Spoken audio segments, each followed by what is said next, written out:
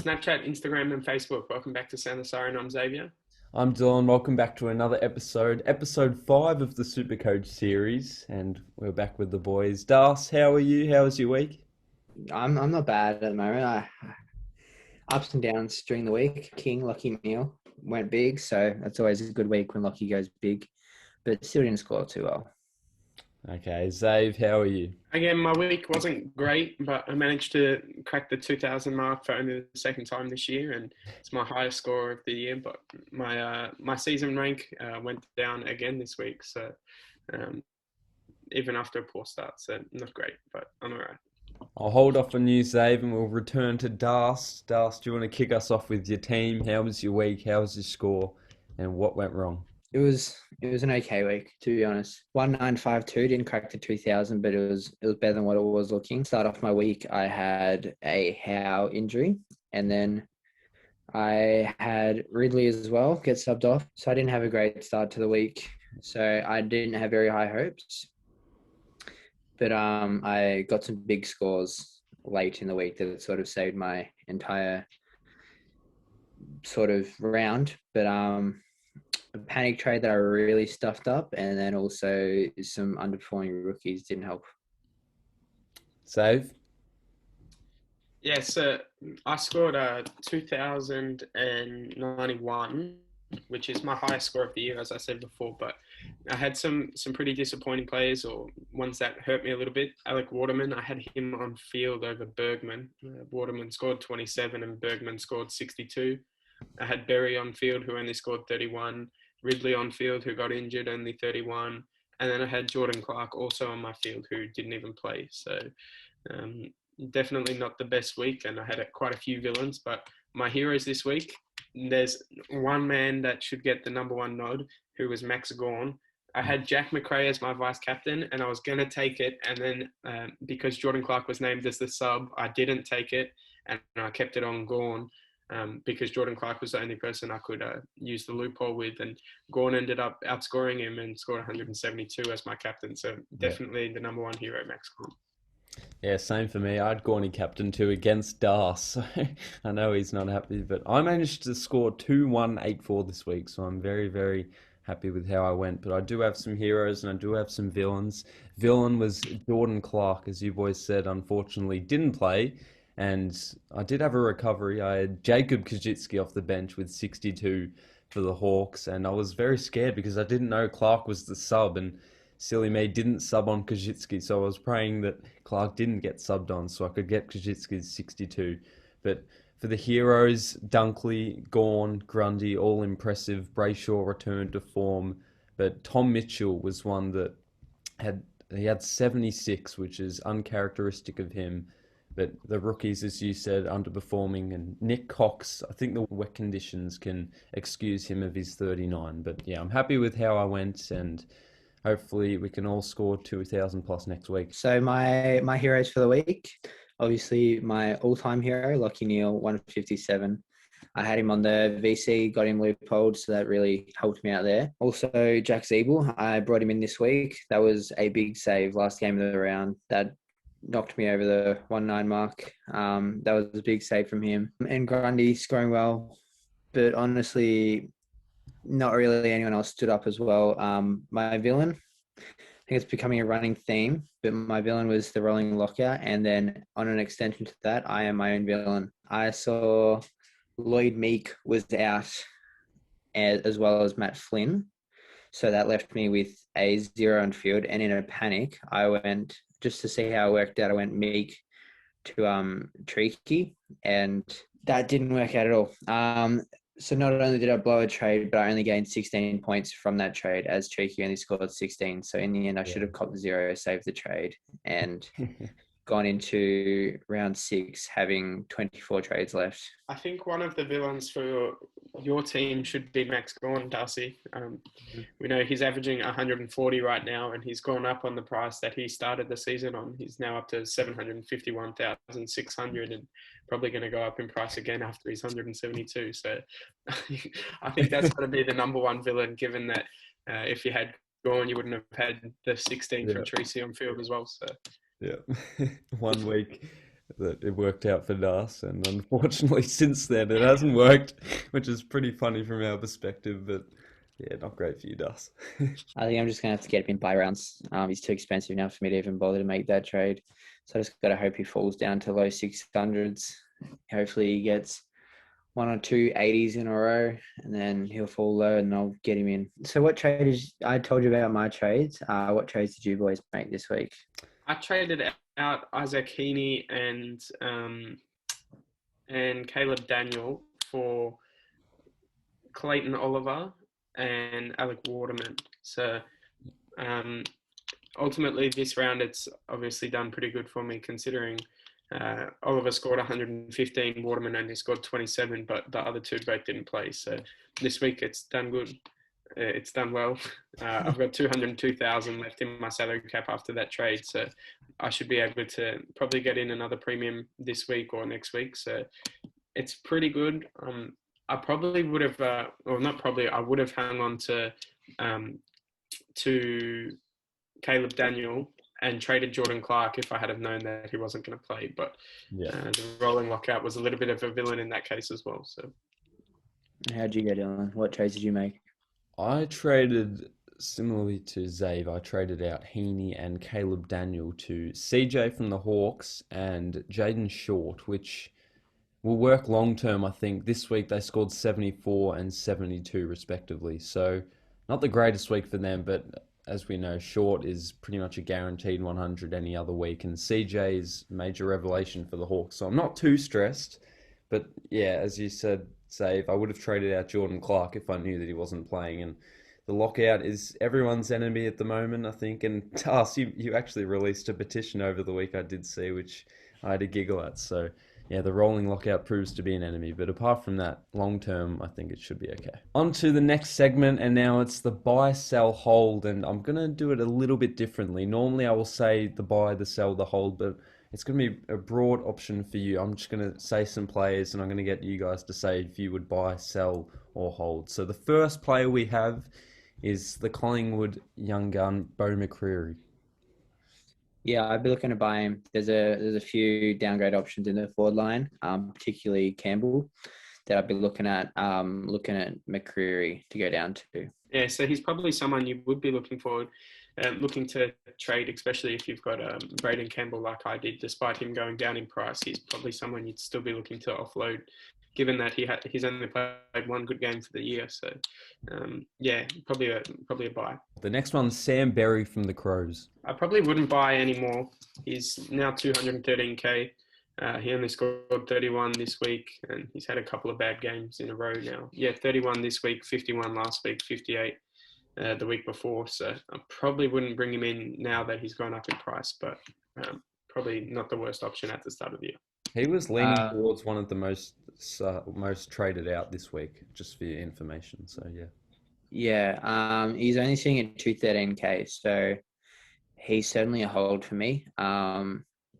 That's not enough to make it worth a downgrade, and all it would take was a big score in the 90s or the 80s, and his cash gen will start rolling again.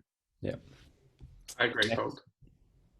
Braden Campbell. That's probably a sell. I was saying to hold him last week, as his 29 was about to get out of the rolling average, which would help his break even, but then instead he just gets a 39 this week. So honestly, his break even going into this week is 53. I don't know if that's actually that attainable for him. And he's 244, so it is worth a downgrade, particularly to McCreary at this point. They have the Suns this week. He dropped 14k this week, but his break even I think is about 20 points lower this week than it was last week. For some people, it might be a sell. I don't think it would be the worst option given that he's not scoring that well, but I think I'm going to hold him because I've got some bigger issues to address right now. Yeah, I'm with you, Save. Errol Goulden. Hold, I think. At the moment, he's averaging 96.6, and he's been easily the highest scoring rookie out of anyone. So if he scores over 100 again this week, his break-even is going to drop significantly again, and it's a rookie that so far has looked pretty safe to have on field.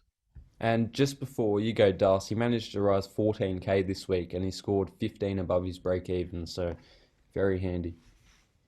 Yeah, his lowest score so far this season has been 66, and 66 has often been the highest scores you're getting out of any of the other rookies. Yeah. So I'd be looking to hold him. If that's his floor, then I'm taking that for sure. It could be a hold long term as well if he proves to be consistent. He looks like he will be one of the last upgrades unless something goes drastically wrong. Lockie Neal. I love Lockie, but he's a hold. He's had one good week so far.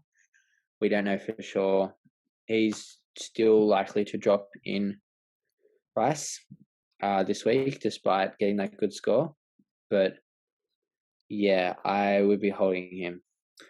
I will say the reason I'm bringing this up is because he was actually the fourth most traded in player, and he's decreased 5k this week, which isn't that much, but 141k overall. Yeah, it's a casuals move. Break even at 98.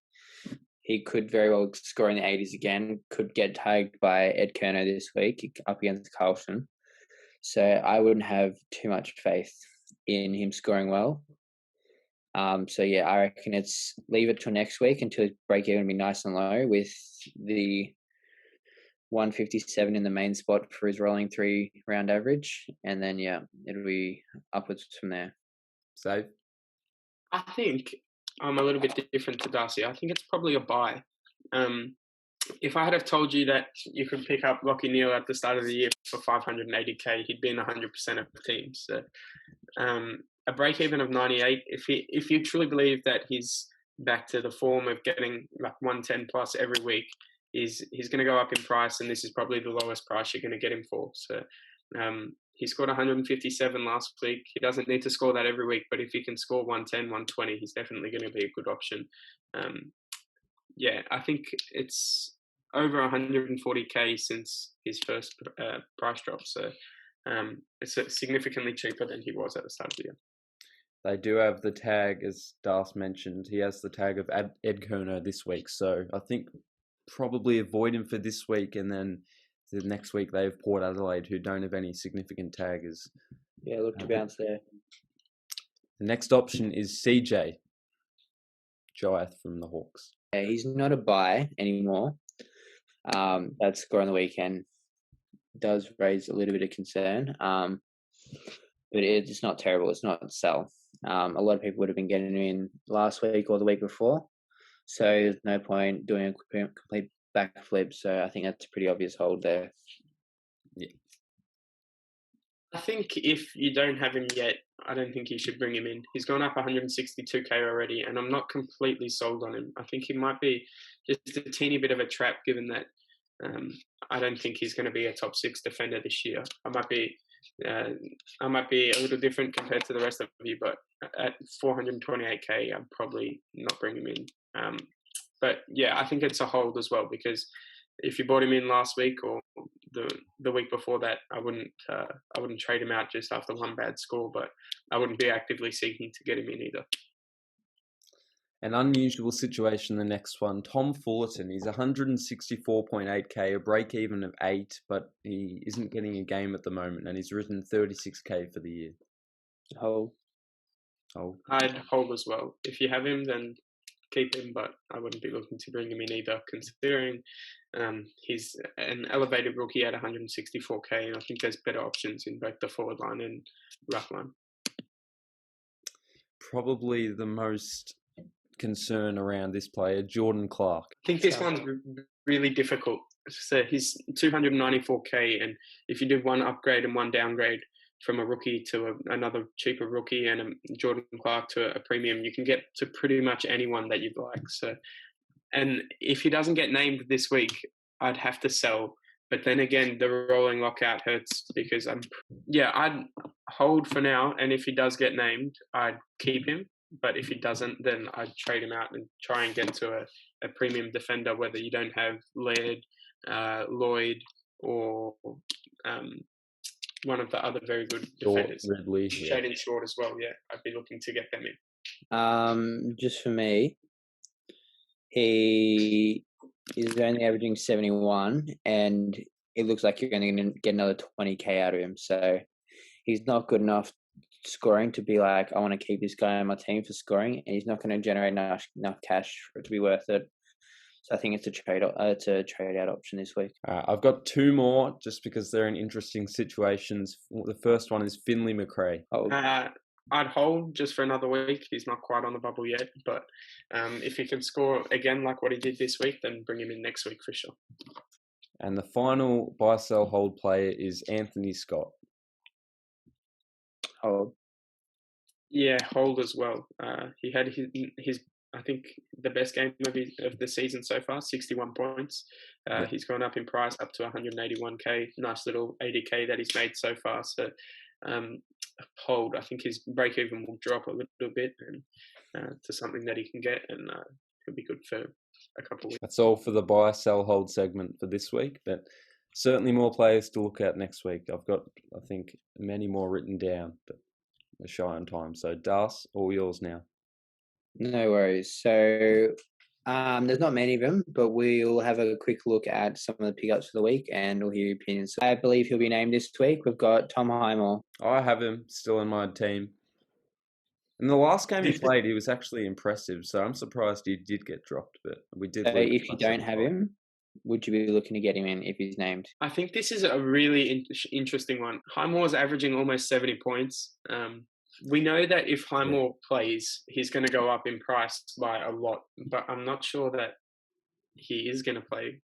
He might play this week, but then he's every chance of getting dropped the following week. So it's a tough one. We know he's going to make money, but we don't know he's going to play. So it's a little bit of a risk, and it's up to the individual player. But if I didn't have him, I probably wouldn't get him in. Ryan Mansell for Richmond, averaging 46.5 in the defense for 102k. I think he's probably a better option than Highmore, to be honest, given that he's even cheaper. Actually, probably not. I think he's averaging 30 to be honest, he's probably every chance to get dropped this week. And given that he plays for such a good team, he's probably not going to play that many more. So just on Highmore, his games so far, his scores actually have been too bad. So against the Demons, he managed to score. Against the Giants, he scored 60, and then the Demons, he scored 77, which is better than Kajitsky and other rookies that people have in their back lines. So yeah, definitely Highmore over Mansell in my opinion. Yeah, a score of 77 is really good for a rookie. And if they average 77, you're going to have them on your field. And if he plays this week, he's coming onto my field straight away. It's going to be like the first move that I do. But whether he plays is the question. You won't know until Saturday night either, because we're the final game of the week. Yep, and just a quick quiet one I've got here. Jordan Sweet for the Bulldogs. He's only played one game, but he got 73 and he's in the ruck. He could be a downgrade option from a Flynn. Yeah, well, he could be. But if you have Gawn and Grundy, I don't think you have to worry. But from your perspective, Das, certainly for Josh Tracy, a possibility, and I'd be looking into that. It'd be more so just a quick cash gen for Flynn if you don't have faith in Flynn gaining much more. So you can get a Flynn big score this week, make his cash, and then you can sell him the week after that down to Jordan Sweet and probably bank in 200k. I just thought of Caleb Daniel. Do you think people will look to buy into him this week? He's got to play a game or two to impress them first.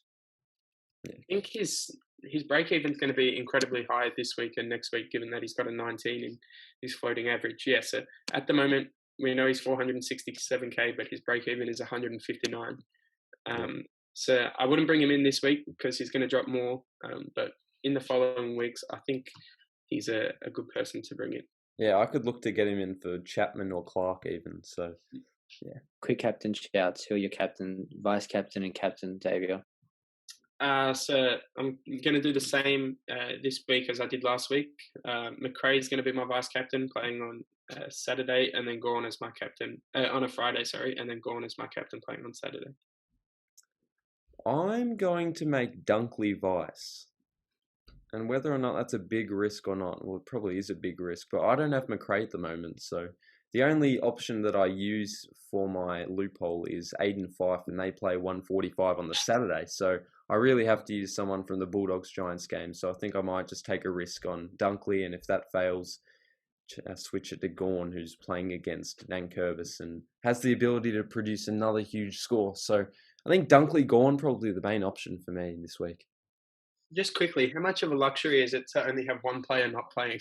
Whereas you compare that to me, I've got 3 in my back line, 1 in my midfield, and 1 in my forward line. So I've got more than I've got on the bench. So well, I don't have Highmore playing, but I do think he could be selected. Also Fullerton, but similar to that, he could be selected. But I think Aiden Fife is probably a consistent loophole selection that I'll go with. How about you, Das? If I do get Dunkley, I think I'll be on Dunkley Vice and Grundy captain. Yeah, I like it because Collingwood, they have the task of Essendon this week with Anzac Day. So yeah, good shout. Grundy has another chance to prove his worth. But any other notes, boys? Nothing else from me. All right. No. Good luck with your teams. Let's hope we can all crack 2,000 this week. But I don't think any of us play each other. I played Das last week, Xavier, if you weren't aware with that. So gave them a touch-up. Xavier and I are playing against each other in a league. So I just wanted you said if Darcy scores over 2,000 this week and has the best week of his year, I might. Yeah, that'd be fair enough. To be completely fair with you. That would make me, I think, 1-4 or I've only got 1 win so far against Dylan Clark, who scored 1,562. I'm in 4 leagues, and I'm currently 0-13. I haven't won a single game in any league. That's very unlucky. Yep. Well, Das, we could say the opposite. If Das scores 1,700 again, I think he's just about ready to quit. Yeah. So we hope that's not the case. It'll keep me off the brink.